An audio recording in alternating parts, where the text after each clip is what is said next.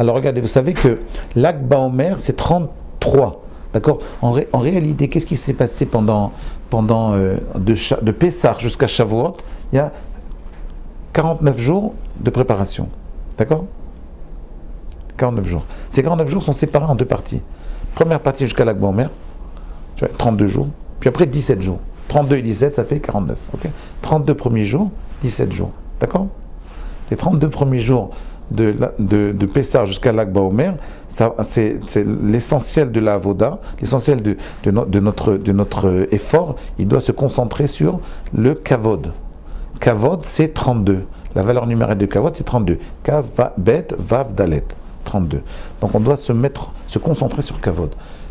Et les 17 autres jours, maintenant, c'est là où on est maintenant, les 17 autres jours, on ne dit pas 17 autres, 17 autres jours, on doit se concentrer sur quoi? Sur 17. C'est quoi 17?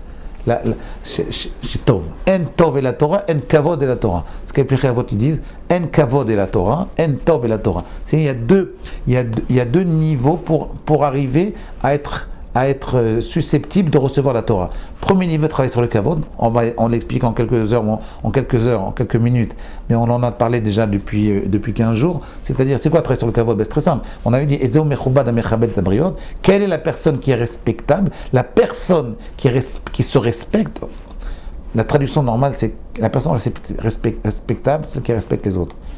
C'est pas ça la traduction. Le Sabbat Michael, il donne la compréhension la plus profonde. C'est une énorme compréhension. On a parlé déjà 10 fois, mais je le répète parce que c'est tellement important que ça vaut le coup de se reconcentrer là-dessus.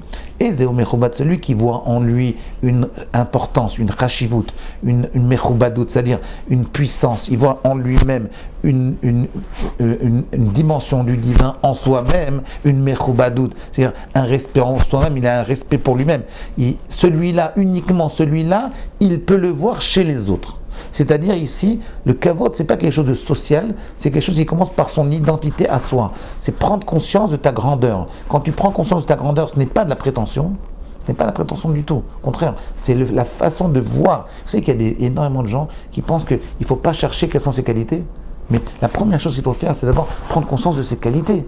Je prends conscience de mes qualités, après je peux les voir chez les autres. Si je ne prends pas conscience de mes qualités, mais je vais voir le monde horrible. Le monde, il va être noir. Tout le monde va être horrible. Donc je prends conscience de mes qualités. Quand j'ai pris conscience de mes qualités, je peux chercher mes défauts. Mais la première étape, avant de recevoir la Torah, qui est une étape qui est inévitable, on est obligé de passer par cette étape, c'est de prendre conscience de ses qualités, c'est-à-dire de la mechobadoud, comment traduire mechobadoud, de l'importance, de ma respectabilité, c'est-à-dire de la prise de conscience de la dimension du divin qui est en moi. À partir de ce moment, je peux l'avoir chez chacun. Vous voyez, quand vous allez voir les grands rabbanim, vous ressortez beaucoup, beaucoup mieux, vous vous sentez bien quand vous allez voir. Pourquoi? Parce qu'ils vous ont vu positivement. Ils ont dévoilé en vous votre facette positive. Pourquoi? Parce qu'eux-mêmes, ils se voient positivement. Donc, ça se dégage chez les autres. Ils voient les autres positivement. Si vous voyez négativement, si vous voyez que les déficits chez vous, vous pouvez voir que les déficits chez les autres. Donc, c'est ça la notion de kavod. C'est la première étape. D'accord? C'est ça. La deuxième étape, c'est tov. En Torah et la Torah. C'est quoi Tov, Rabbi Yosef? Quelle est la deuxième étape pour acquérir la Torah? Quelle est l'étape en fait la plus importante? Quelle est cette étape de Tov? Si vous avez une idée, Rabbi Yosef, qu'est-ce que c'est Tov? Alors Tov, ça ne veut pas dire bien, pas du tout. Tov, c'est le contraire de Ra. C'est quoi Tov, Rabbi Yosef? Est-ce que vous avez une idée? Alors donc, qu'est-ce que c'est Tov? Quelle est cette qualité? Quel est cet effort qu'on doit faire, ce travail qu'on doit faire sur le Tov? C'est quoi Tov? Alors nous, on pense que Tov, c'est bien, et Ra, c'est mal. En réalité, Tov, c'est pas du tout bien. Écoutez, je vais vous dire, on va commencer maintenant, on va continuer demain. Tov, en fait, c'est la notion de Tov, Rabbi Yosef. C'est comme on dit Yom Tov. C'est quoi Yom Tov? Quand on dit qu'Akadosh Baruch Hu, il a créé le monde, et après le premier jour, il a dit Vayomer Elohim Yehi Or, Vayomer Elohim Tov. Il a dit que le jour il était Tov, c'est-à-dire Tov. Il a dit que le premier jour était Tov, le deuxième jour il était Tov. Non, le deuxième jour il n'était pas Tov. Le troisième jour, pas même qui Tov. Le troisième jour, il a dit 2 fois Tov. Le deuxième jour, il n'a pas dit Tov parce que c'était le jour où il a séparé les eaux d'en haut des eaux d'en bas. Et donc c'est le jour où a été créé le Gehinom. C'est le jour où a été créé la machloket, la discussion, la dispute. Donc, qu'est-ce que ça veut dire Tov, Rabbi Yosef? En réalité, Tov, qu'on dit Yom Tov. C'est quoi Yom Tov? Pourquoi Shabbat c'est différent de Yom Tov? Ben, je vais vous dire, c'est très simple. Tov c'est le contraire de Ra. Ra, ça vient de la racine Rawa. C'est quelque chose qui est cassé, qui bloque. Vous voyez, le Ra, c'est par définition quelque chose qui n'a pas de futur, qui n'engendre pas de futur, qui ne donne pas c'est un investissement qui ne profite pas. Il n'y a pas de profit. Ça, le Ra. Le Ra, c'est, je fais un truc, par exemple, R, il a fait du Ra. Pourquoi? Parce qu'il a sorti de la semence qui n'a donné aucun enfant. Cette semence, elle est partie par terre et elle n'a rien donné. Ça, Ra. Le Tov, par essence, c'est le contraire. Le Tov, c'est ce qui va donner du futur. C'est ce qui va donner du profit. C'est ce qui va profiter. C'est ce qui va sortir plus tard. Par exemple, c'est quoi un Yom Tov?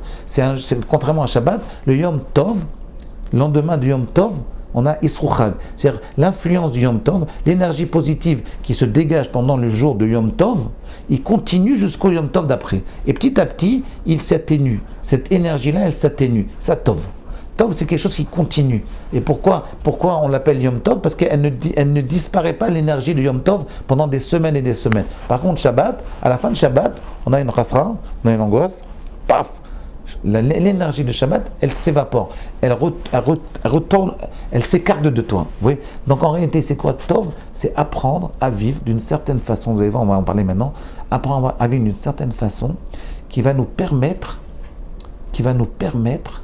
de donner du profit à ce qu'on fait.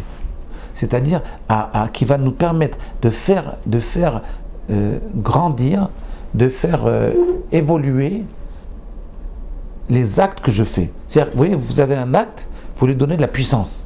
Ce qu'on appelle le mazal en fait. Le tov, c'est donner du mazal, c'est donner la bracha. Oui, on en parle demain.